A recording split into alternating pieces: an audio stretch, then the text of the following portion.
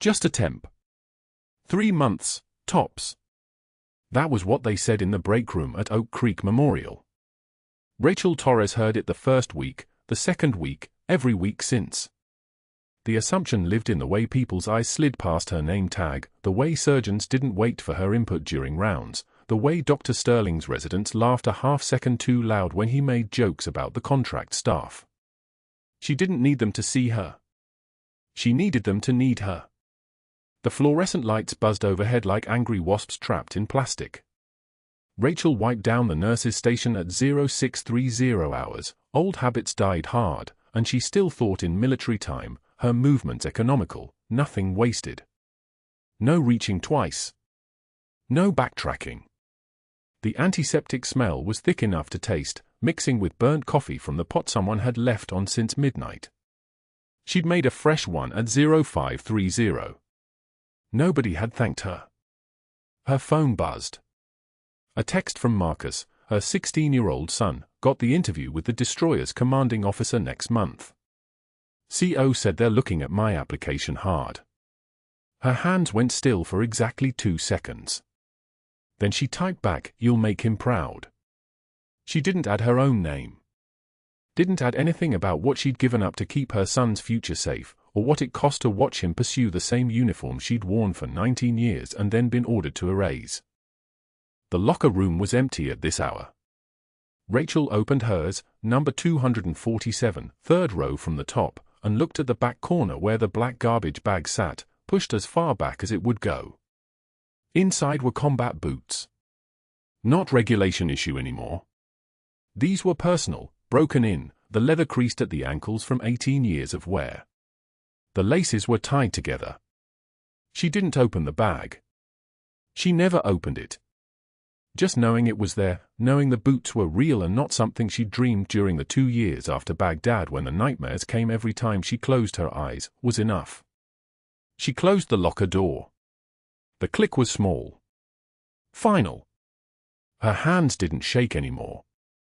Not like they had the first year after the extraction went sideways, the year when the Pentagon told her that her entire service record was being erased, that Senior Chief Petty Officer Rachel Torres would cease to exist in any official capacity, that her medals and commendations and the faces of the 18 people she pulled out of that compound would all be classified so deep that even she couldn't look at the photographs anymore.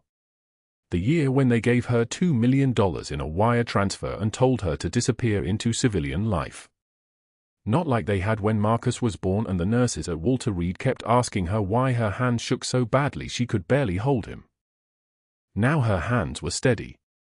The 4-line went in smooth as silk on her second patient of the morning, a diabetic admit from the ER with complications from a fall. 18-gauge angiocath needle. The patient barely felt it. One of the residents watched, Dr. Sterling's people, always watching the contract staff like we might steal supplies or access records, and she saw the slight surprise cross his face when the needle found the vein on the first try. No hesitation. No wasted motion. Muscle memory from 1,000 insertions under pressure, though he didn't know that. Muscle memory from a decade of combat medicine, from field hospitals where you had 3 seconds to get a line in before a patient coded, from nights in forward operating bases where your hands had to know what your eyes couldn't see in the darkness. Smooth, the resident said. It wasn't quite a compliment. Training, Rachel said. She taped the line down with precise efficiency. 2 pieces of tape, positioned for maximum stability, the kind of clean work that would hold through blood draws and medication pushes without peeling or kinking. She was pulling on fresh gloves when the intercom crackled to life, Trauma Bay 3, incoming. Captain James Hartwell, Navy, shrapnel complications from Baghdad. ETA 8 minutes. Level 2 trauma protocol. Rachel's hands stopped moving. 8 minutes. The words existed in the space between one breath and the next, expanding, pressing against her sternum. Captain James Hartwell. The name belonged to a face she'd seen exactly twice, once in a briefing photo before a classified operation in Fallujah, and once in a news article Marcus had left on the kitchen table about destroyer assignments, Commander Hartwell's biography printed below the official Navy photograph. The same officer who commanded her son's destroyer. The same man whose name had been whispered in conversations about promotions and career tracks and which officers were going places. The same man who'd been in Baghdad the same week she was there. She finished pulling on the gloves with precision. No tremor. No visible reaction. The kind of composure that came from understanding that your body was a tool and you didn't let tools malfunction in the field. Torres, the resident said. You're on Hartwell's intake. Pre-op assessment. Dr. Sterling wants him prepped for possible surgical intervention by 0700. Copy. Her voice came out level. Professional. The temp nurse voice she'd cultivated over 3 months, the one that didn't carry any weight or authority, just competence and deference. The mask she wore. She walked to the trauma bay and the doors opened before she reached them. Emotion sensors, part of the machinery of a teaching hospital in Houston that never stopped running. The bay was already alive with activity. Monitors being wheeled into position. Trauma surgeons pulling on gloves. The smell changed here, copper underneath the antiseptic, the kind of smell that meant open wounds, that meant bleeding. Her body recognized it before her mind caught up. Captain Hartwell was conscious but pale, his left arm wrapped in gauze that was beginning to seep at the edges, his breathing shallow. Shrapnel wounds. The kind that didn't just tear through skin. They left fragments behind, little pieces of metal and heat working their way deeper with every breath, every heartbeat. Captain, Rachel said. She was beside him in 3 steps, her movements already shifting into the efficient nothing-wasted rhythm of combat medicine. She didn't reach for his hand. Didn't offer comfort. Just presence. I'm Rachel. I'll be getting your baseline before surgery. Can you tell me your name? James Hartwell. His eyes tracked hers for just a second too long. Recognition flickered there, recognition or something like it. But she was already moving, already checking pupils, already running through the neurological assessment that would take 30 seconds and contain everything. He was Navy. He'd been in Baghdad. He'd commanded destroyers. But he didn't know her. Nobody knew her anymore. The vitals came fast. BP 118/72, elevated but stable. Heart rate 94, tachycardic but manageable. O2 sat 97 on room air. Respirations 18, slightly shallow but controlled. How long ago? She asked him. 48 hours. IED. We got air support. Got to Landstuhl. They said it was stable enough to come home, but something shifted this morning. Chest pain. Shortness of breath. Rachel was already checking the dressing on his arm, her fingers working with the kind of practiced precision that came from field medicine. The wound beneath was deeper than the initial gauze suggested. Shrapnel had buried itself into the soft tissue, leaving a trail of inflammation in its wake. They told me I was lucky, Hartwell said. Said I should have died. Then you were lucky, Rachel said. She met his eyes again, and this time she let him see exactly what she was, not the temp nurse in the oversized scrubs. Just for a second. Just enough. The trauma doors burst open again and Dr. Marcus Sterling swept in like he owned the room, his white coat pressed sharp enough to cut, his surgical caps embroidered with his initials in gold thread. 3 residents trailed behind him, laughing at something he'd said, the kind of performance laughter that meant nobody had heard a word. Sterling glanced at Rachel once, dismissively, then turned his attention entirely to Hartwell, his face shifting into the expression of concern he wore for important patients, for Navy officers, for people who mattered. Captain, I'm Dr. Sterling, Chief of Cardiothoracic Surgery. We're going to take excellent care of you. Hartwell nodded, but his eyes had already gone back to Rachel. She was finishing the intake assessment, her hands working through the protocols, checking the pulse points in his neck, watching for signs of cardiac compromise, assessing the capillary refill in his fingers. The thing Sterling didn't see, the thing he'd never learned to see because it wasn't taught in medical schools or acquired through institutional connections, was the difference between knowing medicine and understanding bodies. Sterling knew procedures. He knew diagnoses. He knew how to position himself in a room so that he looked like he was in control. Rachel understood what was happening at the cellular level. She could watch a patient's color and know whether his fluid status was heading toward shock. She could feel a pulse and understand the story it told about cardiac output and peripheral perfusion. She could look at a dressing and know exactly how deep the infection had gone, how much time they had before sepsis began its work. And she could watch Captain Hartwell breathing and know, with the kind of certainty that came from experience that Sterling would never have, that something was wrong in the thoracic cavity. Something was building. The shrapnel wound on his arm was the visible injury. But the real damage was internal.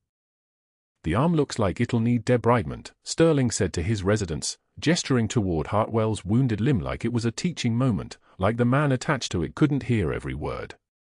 "Possibly skin grafting depending on how deep the fragmentation goes. We'll get imaging upstairs, assess for compartment syndrome, then take him to the OR for cleaning and closure." "What about the chest pain?" Rachel asked. The question came out before she could stop it, before she could remember that temps didn't question attending surgeons, that her job was to take vitals and get out of the way. Sterling turned to look at her like she'd spoken in a language he didn't recognize. His eyes were the color of a stormy Atlantic, cold and deep and utterly without comprehension. "The chest pain is from the trauma," he said. "Bruising, contusion, possibly a fractured rib. Nothing that requires cardiothoracic intervention." But that wasn't what the oxygen saturation trend was telling Rachel. That wasn't what the slight elevation in his JVD, jugular venous distension, was suggesting. That wasn't what the way Hartwell was breathing, shallow and careful, protecting his left side, was screaming at her in the language of bodies in crisis. She said nothing. The mask stayed in place. The temp nurse who knew her place said nothing, just finished the intake assessment and stepped back to let the surgeons do what surgeons did.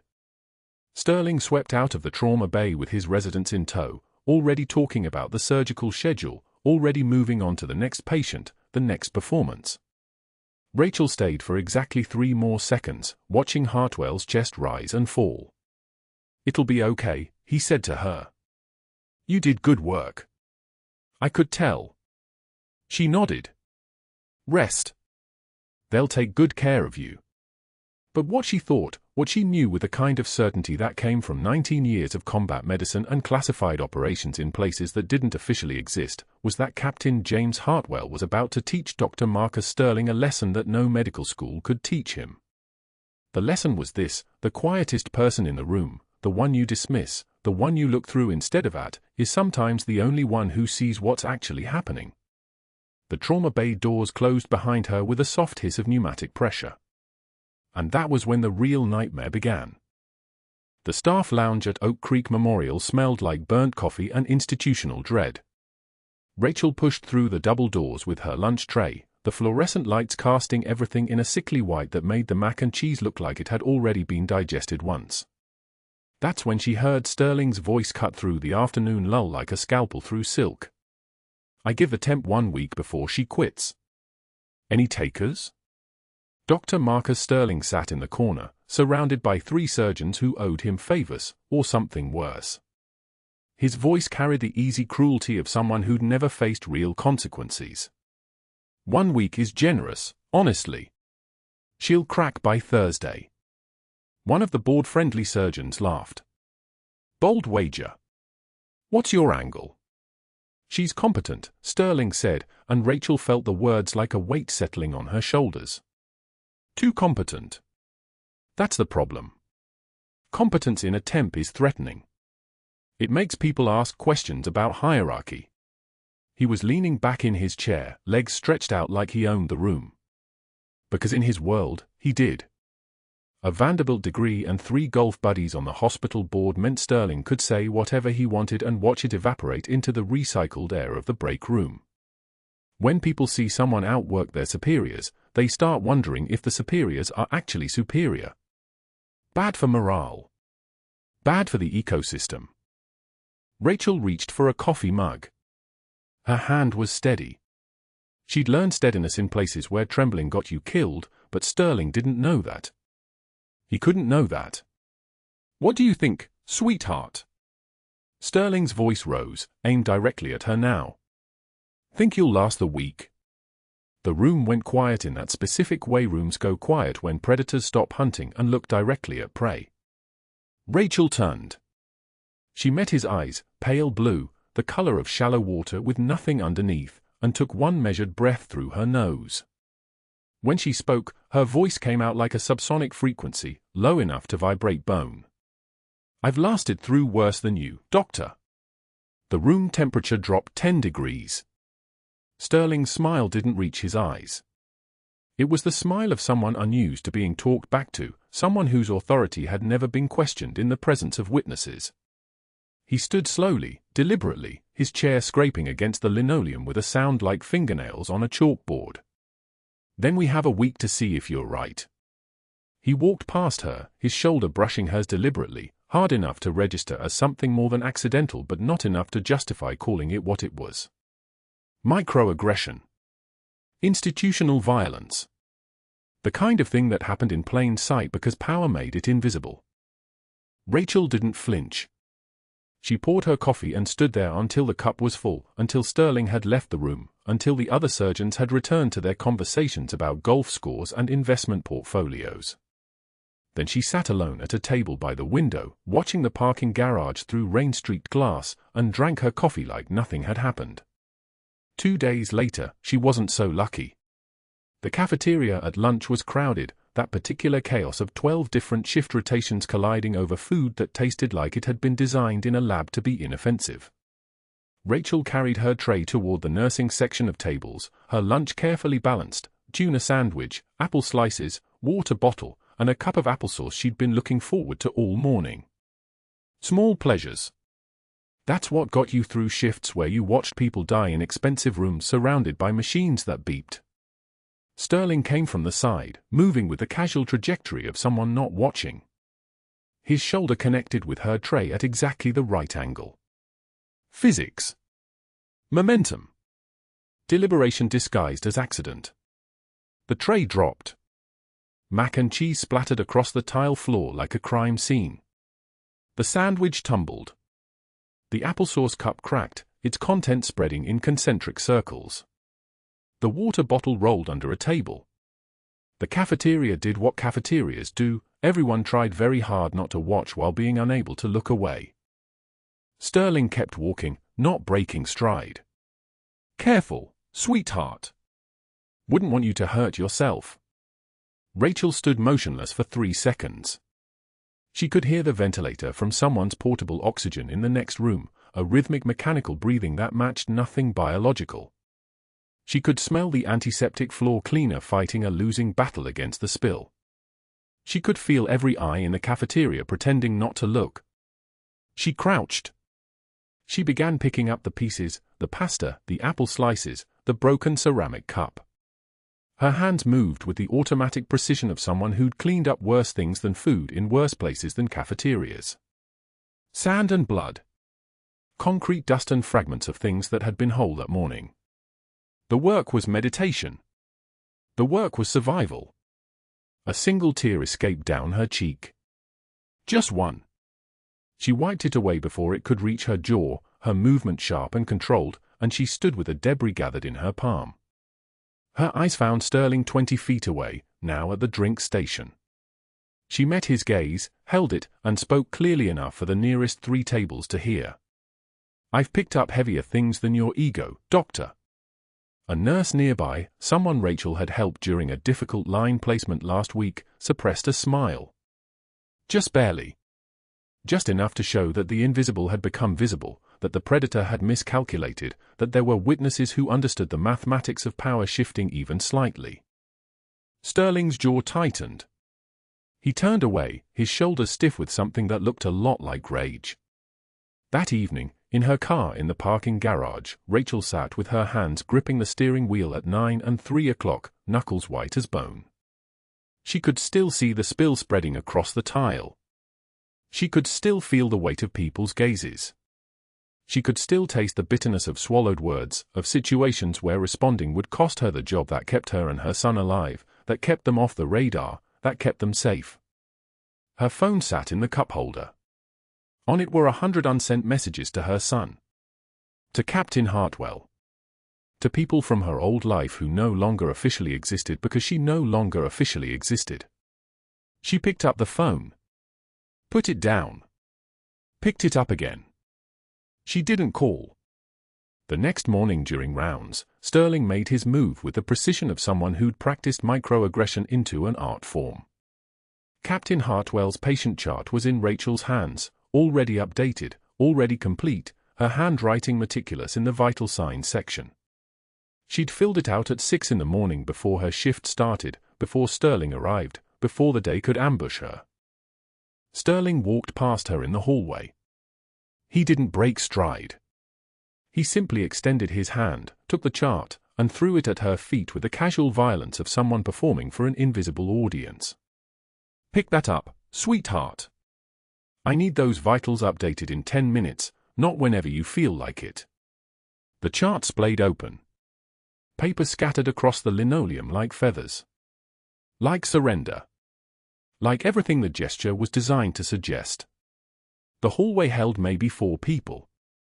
A respiratory therapist. An orderly.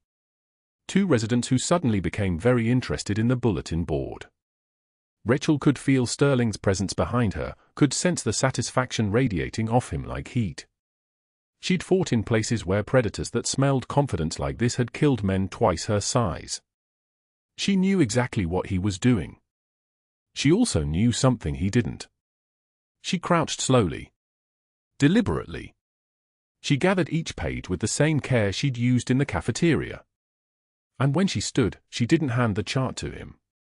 She made deliberate eye contact, the kind that lasts 3 seconds too long, that says something without words, and she spoke in a voice that had spent years giving orders to people with weapons.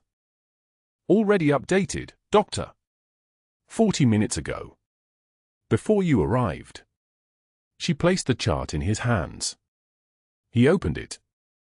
His eyes moved across the page, scanning her handwriting, seeing every vital sign filled in with the precision of someone trained to document under fire. BP 142/88. Heart rate 78 and regular. Oxygen saturation 98% on room air. Respiratory rate 16. All the numbers that meant Captain Hartwell was stable. All the evidence that she'd done the work. Don't get comfortable, Sterling muttered.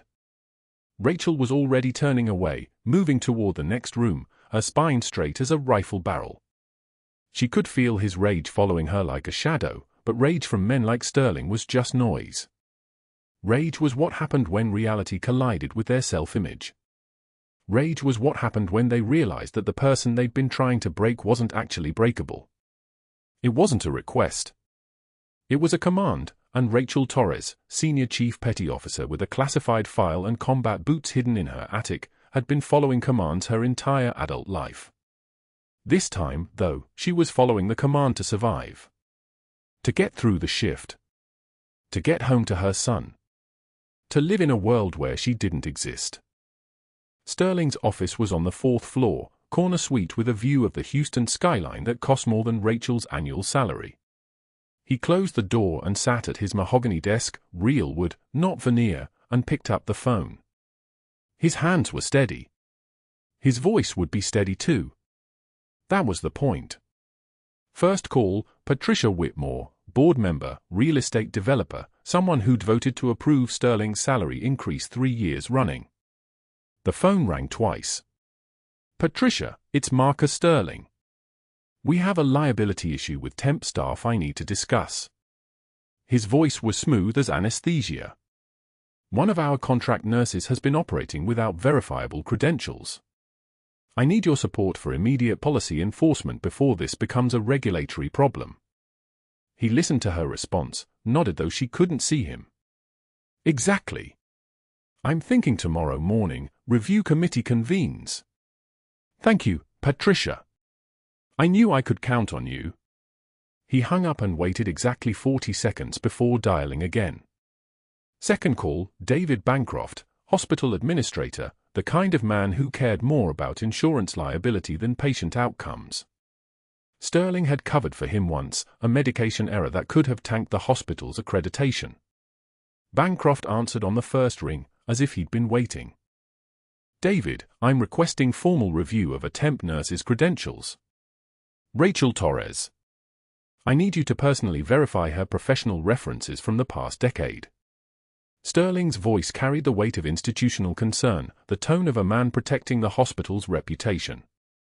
Specifically, I need documentation of where she worked, what hospitals she's been affiliated with, educational records. She's been placed on high-acuity patients despite incomplete verifiable background. That's a risk we can't absorb. He listened. No, I don't have concerns about her clinical skill. I have concerns about our exposure. Send me everything by end of business today. 2 calls. 2 board allies activated. 2 people who owed him favors were now invested in Rachel's destruction. The 3rd call was to someone outside the hospital entirely. Outside the system. Someone Sterling had recruited 2 years prior to the Medical Review Committee, an outside investigator named James Cutter, former insurance auditor, the type of man who could disappear into bureaucracy and emerge with devastating conclusions. Cutter answered his personal line on the 4th ring. Sterling never called it lightly. James, I need you on site tomorrow morning. Urgent credentialing concern. Sterling's voice dropped, became confidential. We have a contract nurse operating in trauma situations without documented training. No verifiable background. No references I can trace. I need you to open a formal investigation and file it with the state board before this becomes a compliance nightmare. He paused. I'm documenting everything she's done since hire date. Every procedure. Every room assignment. Everything. Another pause. Yes, I understand the implications. Yes, I'm prepared for them. He hung up and opened a document on his computer titled Torres, Incident Log. Time-stamped entries, each one framed with precision. 10:02 a.m. placed 4 without senior physician oversight. 2:15 p.m. questioned Captain Hartwell's cardiac status despite clear physician assessment. 3:22 p.m. positioned herself at patient's bedside despite not being assigned to care team. Each incident was technically true. Each one looked, in writing, like boundary violation rather than clinical excellence. Sterling saved the document. Then he opened the hospital scheduling system and made a single keystroke change. Rachel Torres was removed from Captain Hartwell's care rotation effective immediately. She was assigned to overnight janitorial duties, 10 p.m. to 6 a.m., starting tonight. He called the charge nurse. I'm reassigning Rachel Torres as of this evening. Effective immediately, she's on supply management and floor cleaning rotation. I need someone who understands hospital protocols for high-acuity patients on Captain Hartwell's team. The charge nurse, Jennifer, competent, good instincts, pushed back. Dr. Sterling, she's our best temp. She's been invaluable. Captain Hartwell specifically asked for her. Then she won't mind proving her value from the ground up, Sterling said, and hung up before she could respond. By 4 p.m., Rachel received the schedule change via email. No explanation. No conversation. Just an automated notification that her shift assignments had been modified. She was in the break room when she read it, phone in one hand, her shift change notice on the screen. One measured breath. She set the phone down on the table, stared at the notification for 3 seconds, then stood and walked to the supply closet on the 3rd floor. The mop was waiting. Industrial grey handle, synthetic fibers, the smell of astringent chemicals rising from the bucket. Rachel tied her hair back and started pushing the mop across the tile of the east corridor. The motion was rhythmic, mindless. Her hands moved with the same precision they'd used to place central lines, efficient, controlled, purposeful. A woman walking past paused. Rachel? Are you? Rachel nodded, kept pushing the mop. The woman didn't ask again. But that wasn't the worst part. Captain Hartwell asked for her twice before midnight. Once at 9 p.m., when his chest tightness returned and he wanted the nurse who'd listened the first time. Once at 11:15 p.m., when he couldn't sleep and wanted someone to sit with him who didn't treat him like a patient number. Sterling responded both times with the same answer: Ms. Torres is no longer available. Hospital policy restricts temp staff from certain assignments. You're in excellent hands with our permanent nursing team. But Rachel could hear Captain Hartwell's voice through the hospital intercom, specific, insistent, asking for her by name. She kept mopping. Her jaw was set at an angle that suggested if she opened her mouth, something dangerous might come out. She didn't open it. Meanwhile, the investigator arrived at 6:08 a.m., while Rachel was still mopping the fourth-floor corridor. James Cutter was the type of man whose presence made the air pressure change, not because he was physically imposing, but because he carried authority like a weapon he knew how to use. Sterling met him with coffee and a handshake, then handed him the Torres incident log and a folder containing Rachel's personnel file. Cutter flipped through it while standing in Sterling's office. His expression didn't change. "Where did she work before Oak Creek?" he asked. "That's the problem," Sterling said. "We can't verify it." "What nursing school?" "Records are incomplete. We're still trying to locate them." "Prior hospitals?" "Nothing verifiable." Cutter closed the folder slowly, like he was closing the cover on a classified document. To Sterling, this confirmed everything. Rachel was hiding something, her background was fraudulent, her credentials were falsified. The investigator was seeing his suspicions confirmed in real time. But Cutter was asking different questions entirely. Not is this woman unqualified, but why can't anyone find any record of her at all? He spent the next 4 hours on his laptop, cross-referencing databases, making phone calls to nursing schools that had no record of Rachel Torres, hospitals that had no employment history. Nothing. Not because she was unqualified, but because someone with significant resources had spent considerable time erasing her. By 11 a.m., Cutter filed a formal credentialing complaint with the Texas Board of Nursing, citing incomplete background documentation and inability to verify professional history. It was bureaucratic dynamite. By noon, Captain Hartwell's medical team had been informed that Rachel Torres was under formal investigation and could not be assigned to patient care duties pending outcome. Rachel learned this the way everyone else did, through the hospital email system. Another automated message. This one marked urgent. This one read like an accusation. She was in the break room, still in her scrubs from the night shift, when she saw it. Her hands didn't shake. Her face didn't flush. She simply read the email twice, closed the tab, and stood. She had exactly 7 minutes before her shift officially ended. Captain Hartwell's room was on the 3rd floor. Rachel took the stairs. Hospital policy said she shouldn't go near his room. Hospital policy said a lot of things. She pushed open his door at 6:57 a.m., while the hallway outside was still quiet, before the day shift nurses arrived, before Sterling started his rounds. Captain Hartwell was awake. He'd been awake all night, waiting for her to come back. "Senior Chief," he said quietly. It wasn't a question. It was recognition. The way a sailor recognizes rank even when it's not wearing bars and insignia. Rachel stopped. The door swung closed behind her. "My son," Captain Hartwell continued, served on the USS Ross. Destroyer escort, 2019 to 2021. He said his commanding officer was the smartest tactical mind he'd ever served with. Said this officer saved his entire platoon in Salalah. Said nobody above command rank ever found out about it because the operation was so classified it didn't officially exist. He paused. He said that officer was a woman. Said she moved the way people move when they've already died once and decided not to make it permanent. Rachel didn't speak. "Your boy's got your eyes," Hartwell said. "I noticed that day in my room when you checked my vitals. Same composure. Same way of moving like you're carrying something nobody else can see. You're why he stayed in. He came back and told me his mother had once been the best trauma surgeon in the desert, and then one day she just disappeared. Government sealed her records and erased her existence.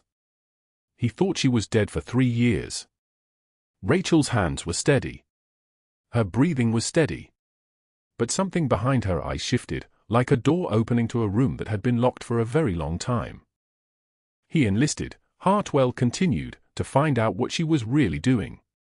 To understand what was worth losing his mother for. And when he found out she'd been saving lives in places nobody was ever supposed to be, he understood. Rachel turned and walked out of the room. She did not run. She walked with the measured pace of someone who had learned, long ago, how to move through danger without acknowledging that danger existed. But Captain Hartwell's words stayed with her like shrapnel, embedded, burning, impossible to remove without causing more damage. By 8 a.m., Sterling was already moving. Cutter's formal complaint was filed. The board was notified. The machinery was turning. Sterling had built his entire career on understanding how institutional power worked, how to activate networks, how to weaponize policy against people without credentials to defend themselves. He had no idea that he had just activated machinery that would devour him too.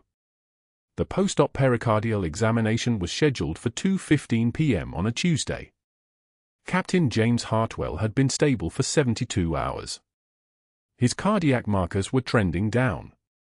The shrapnel had missed his ventricles by millimeters, a fact that would have humbled most surgeons. Dr. Marcus Sterling was not most surgeons. He stood in the pre-exam conference room with the cardiothoracic resident, a careful young man named Chen who had studied the imaging for 6 hours and drafted 3 different surgical approaches.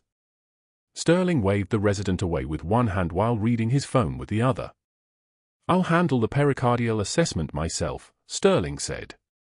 "Captain Hartwell's case is too high profile to risk resident-level care." Chen hesitated. Hartwell's chest imaging was complex. The resident had questions about fluid distribution. Sterling didn't look up. "That wasn't a request, Doctor." Chen gathered his papers and left. 30 feet away, in the hallway outside Trauma Bay 2, Rachel Torres was mopping the floor with the kind of precision she'd learned on patrol bases in Baghdad, every corner covered, every edge clean, every movement deliberate. The janitorial uniform hung loose on her shoulders. Her hands, which had once sutured arteries under mortar fire, guided a mop handle across linoleum. She'd been reassigned here by policy violation. The boots were in her locker. The lies were in her file. The truth was classified and buried. The monitor alarm changed pitch at 2:51 p.m. Not the steady beep of normal sinus tachycardia. Rachel knew every monitor rhythm the way other people knew their children's voices, but the specific pattern of cardiac tamponade. Beck's triad arriving in electronic form, distended neck veins, muffled heart sounds, hypertension. The pattern that meant blood was compressing the heart and the heart was dying. She dropped the mop and ran. The rubber handles clattered on tile. Her badge caught the light as she moved. Inside exam room 4, Captain Hartwell was gasping. His jugular veins stood out like ropes. His skin was turning the color of old ash. The oxygen saturation monitor was reading 78, falling. Dr. Sterling stood frozen beside the exam table with the pericardiocentesis needle in his shaking hand. His angle was wrong. His entry point was off by 2 centimeters, the difference between saving a life and perforating a coronary artery. I need, someone get," his voice was a whisper. Sterling's hands looked like they belonged to someone else, someone afraid, someone who had spent a career signing orders but never executing them. Rachel stepped forward and took the needle from his hand in one fluid motion. She'd done this before. She'd done it with explosions nearby and blood everywhere and her own leg screaming pain. That was information, data to be filed and ignored. "Sir, I need you to trust me." Hartwell's eyes locked on hers. He nodded. One movement. A captain trusting a temp nurse. Recognition lived in that nod, he knew. She didn't ask how. She repositioned the needle, found the subxiphoid approach by muscle memory that lived in her hands and refused to forget. The skin beneath her fingers was warm. Hartwell's breathing was shallow, desperate.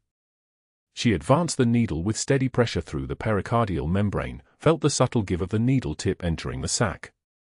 The aspirate appeared in the syringe, dark blood. 60 milliliters. 70. 80. The pressure releasing like air escaping from a tire. Hartwell's breathing steadied. The oxygen saturation climbed, 82, 88, 92, stable. The monitor rhythm returned to something that resembled normal. Sterling was pressed against the wall, his face the color of surgical gauze. What did you just, you can't, that's not. Rachel was already checking Hartwell's pupils, his pulse, her movements clinical and precise as a surgeon's, because that's what she was, that's what she'd always been, just wearing the wrong uniform. He's stable. He needs cardiothoracic surgery for the active bleeder, but he's stable. She set the needle on the sterile field and looked at Sterling. In that moment, with Hartwell's blood still warm on her hands, she didn't look like a temp nurse. She looked like someone who'd stood in a surgical tent in Fallujah and made a kid from De Morin live to see his daughter. Sterling's face had changed. The smirk was gone. What remained was something worse, the knowledge that he'd been exposed, that every administrator and board member and intern in Oak Creek Memorial would now know with certainty that he couldn't do what his title claimed he could do. Security arrived 6 minutes later. Sterling had called them. They stood in the doorway, 2 men in blue jackets, uncomfortable and professional. Rachel was documenting her intervention on the chart. Her hands were steady. Her writing was clean. "You need to come with us," the first officer said. She set the pen down and looked at Hartwell. "Stay with cardiothoracic. Don't let anyone else touch that sack." He nodded. She followed the security officers down the corridor. The hallway was quiet. Fluorescent lights hummed overhead like a steady drone. Within the hour, she was in an HR conference room facing 3 people she'd never met. Sterling sat beside them. His complaint was already filed. His emails were already copied to board members, the ones who owed him favors, the ones who'd made the calls that moved the institutional machinery against her. The outside investigator was present, the one Sterling had placed on the medical review committee 2 years prior. He was reviewing a document with the kind of satisfaction that suggested he'd been waiting for exactly this moment. Ms. Torres, the HR director, began. She didn't look up from her papers. "Your employment is terminated effective immediately. You violated multiple hospital policies regarding scope of practice, unauthorized medical procedures, and misrepresentation of credentials. You will surrender your badge and exit the premises within 30 minutes. Rachel didn't speak. There was nothing to say. The truth would endanger her son. The truth would unravel the decade of hiding. The truth would resurrect the operation that was buried, that needed to stay buried, that had cost enough already. She was escorted to her locker in the staff changing room. She packed her belongings in silence. Her hands were steady until she reached the garbage bag at the bottom, the one containing the pair of worn combat boots. The laces were still tied together. She clutched the bag to her chest. The security guard who'd escorted her was a man named Morris who'd worked Oak Creek Memorial for 17 years. He was the one Sterling had asked to remove her. As they walked toward the parking lot, Morris spoke quietly. "For what it's worth, you saved his life. Everyone on the floor saw it. They know what you did." Rachel didn't respond. She couldn't. The gratitude would break something she needed to keep intact. She drove home in her scrubs, her hand steady on the steering wheel, her composure holding like a dike holding back a flood. The cardboard box sat on the passenger seat. Her scrubs smelled like antiseptic and Captain Hartwell's fear and the specific smell of her own ending. She sat at the kitchen table for 2 hours without moving. The sun was sliding toward evening when her 16-year-old son walked in from school, his backpack slung over one shoulder, completely unaware that everything had just changed. "Mom? Why are you home?" He froze. He'd never seen her cry before. The tears were falling onto her folded hands, unstoppable, and she hated it, hated the display, hated the weakness, hated that she couldn't stop the flooding even though her entire life had been built on stopping flooding, on stanching bleeding, on maintaining pressure when the pressure was all that stood between life and death. What happened? His backpack hit the floor. Talk to me. She shook her head. The truth would destroy him. The truth would mark him as the child of a woman who didn't exist, would make him a security risk, would bring Pentagon investigators into his life the way they'd brought them into hers. She whispered the only lie she could manage, I got fired, baby. It's okay. We'll be okay. But her voice broke on the last word. The composure finally shattered. Her son stared at the cardboard box, at the garbage bag on the floor where the combat boots had fallen out, laces still tied, leather still worn in exactly the places where 17 years of running and kneeling and standing had worn them. He stared at his mother, at a woman he'd thought he understood, now holding secrets with both hands like they might explode. But that wasn't the worst part.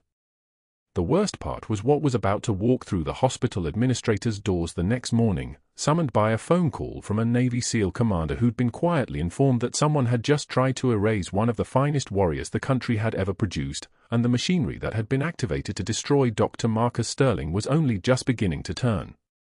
That evening, Rachel sat at the kitchen table in her scrubs still damp from sweat and disinfectant, her hands folded so tightly her knuckles had gone white. The apartment was silent except for the hum of the refrigerator and the distant sound of traffic on the Houston freeway.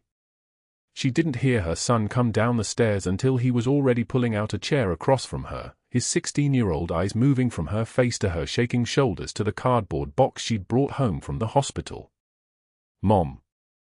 His voice cracked like he was asking a question he already knew the answer to. She couldn't speak.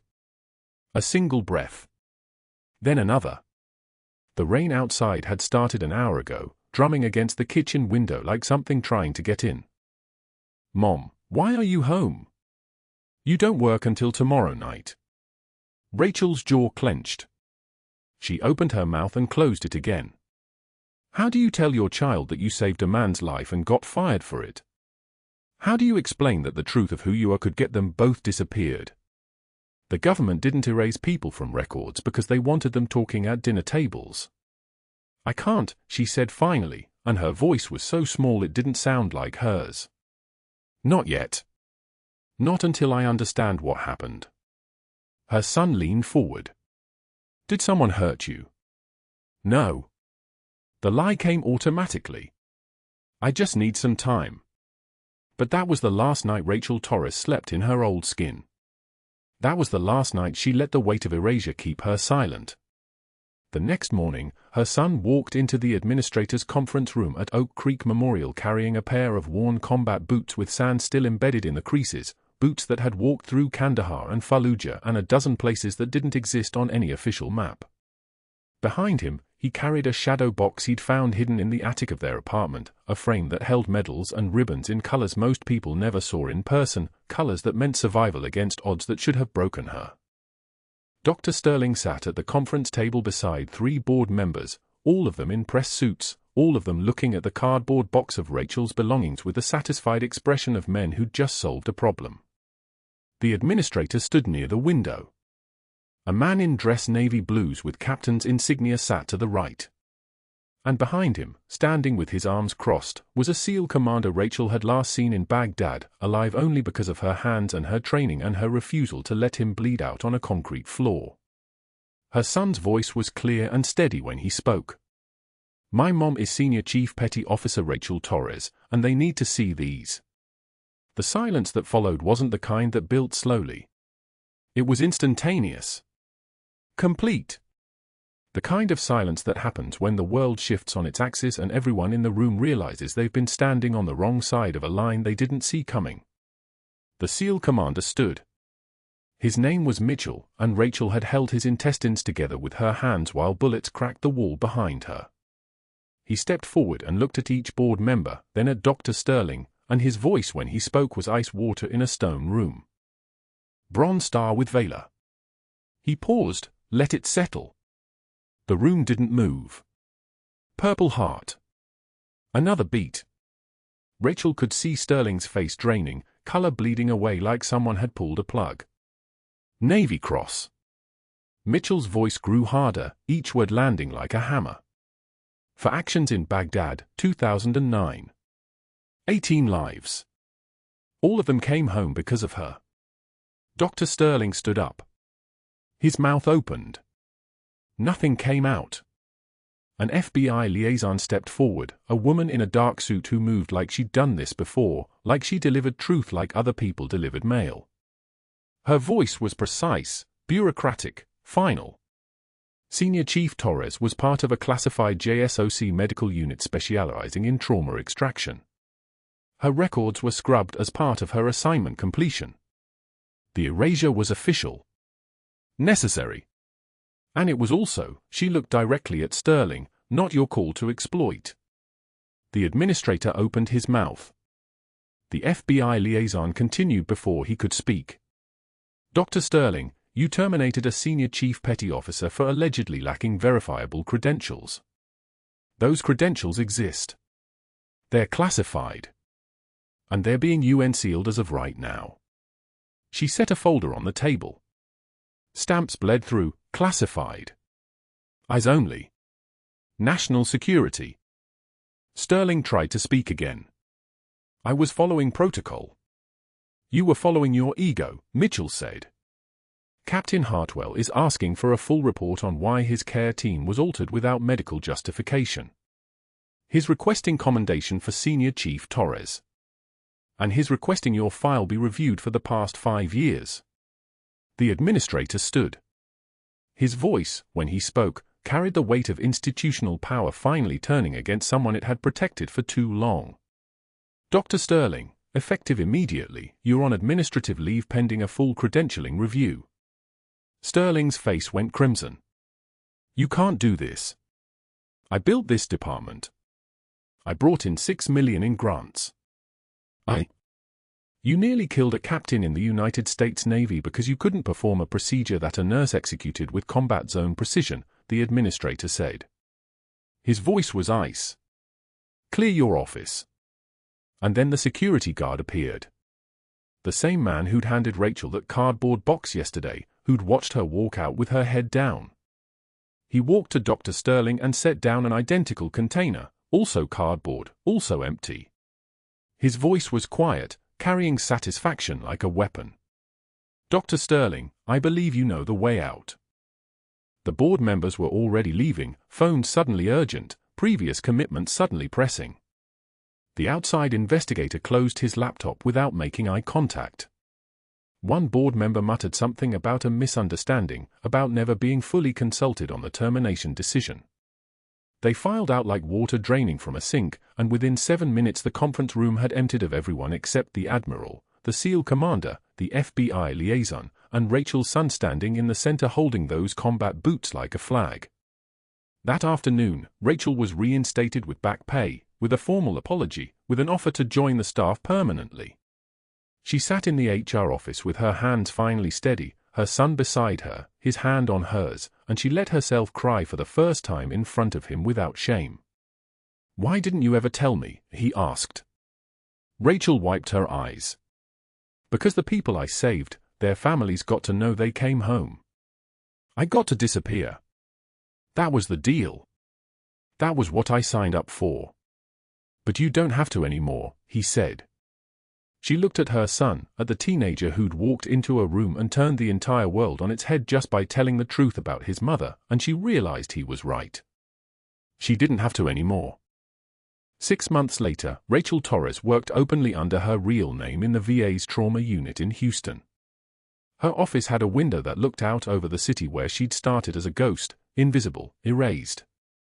On her shelf sat those worn combat boots, laces tied together, a memorial to the things she'd carried through deserts and through darkness. Beside them, a photograph of Captain James Hartwell in dress navy blues, pinning her son's insignia at boot camp graduation, both of them smiling like they'd been waiting for this moment their entire lives. Her son deployed 3 weeks after graduation. He served under Captain Hartwell's command on a destroyer that cut through the Pacific like a blade. He called every Sunday. Rachel's hands didn't shake anymore when she answered. She wore her senior chief petty officer ring openly. When new nurses asked about it, she told them the truth without the weight of secrecy crushing her chest. The same security guard who'd handed Rachel her termination box walked into a strip mall on the outskirts of Houston, where Dr. Sterling sat behind a folding table beneath a banner that read, "Supplemental insurance, ask me how." Sterling looked up, hopeful, thinking he'd finally found a customer in the slow afternoon traffic. The guard set down an identical cardboard box. Sterling stared at it, then at the guard's face, and understood without words that this was the final accounting. "I believe you know the way out," the guard said, and he walked away. 6 weeks later, Sterling's medical license was suspended pending a full review that uncovered 3 other instances of negligence he'd buried with his board connections and his institutional privilege. Every favor evaporated. Every call went to voicemail.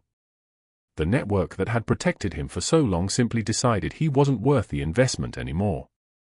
He'd become a liability. A problem. A name nobody wanted in their phone. Rachel's last patient of the day was a Marine with shrapnel wounds, 19 years old, terrified. "Am I going to die?" he asked, and his voice was the same fragile sound that lives in every young person facing their own mortality for the first time. Rachel took his hand. Her grip was steady as a surgical laser. "Not today. Not on my watch." She moved through the procedure with the fluid precision of someone who'd already survived the worst this world could offer. Her hands remembered Baghdad. Her voice remembered the weight of keeping people alive when everything was burning. And her patient woke up in recovery with a second chance she'd given him, the way she'd given so many people second chances they'd never know about. In the parking garage at dusk, Rachel passed the same spot where Dr. Sterling had tapped on her window weeks ago, trying to intimidate her with his position, his credentials, his institutional weight. She didn't even slow down. She got in her car and drove home, her son's graduation photo on the dashboard catching the last light of day, his face bright with the future she'd fought to protect. The next morning, Rachel walked into the VA at dawn, her badge clipped to her scrubs, her name clearly visible, Senior Chief Petty Officer Rachel Torres. No more erasure. No more invisibility. No more pretending to be less than she was. Not all heroes wear capes. Some wear scrubs. If this story moved you, please subscribe so you see more stories about the people who serve in the shadows, the ones who sacrifice everything so that others can come home. Like this video, and in the comments, tell us, have you ever been underestimated by someone who had no idea who you really were? What happened when the truth finally came out?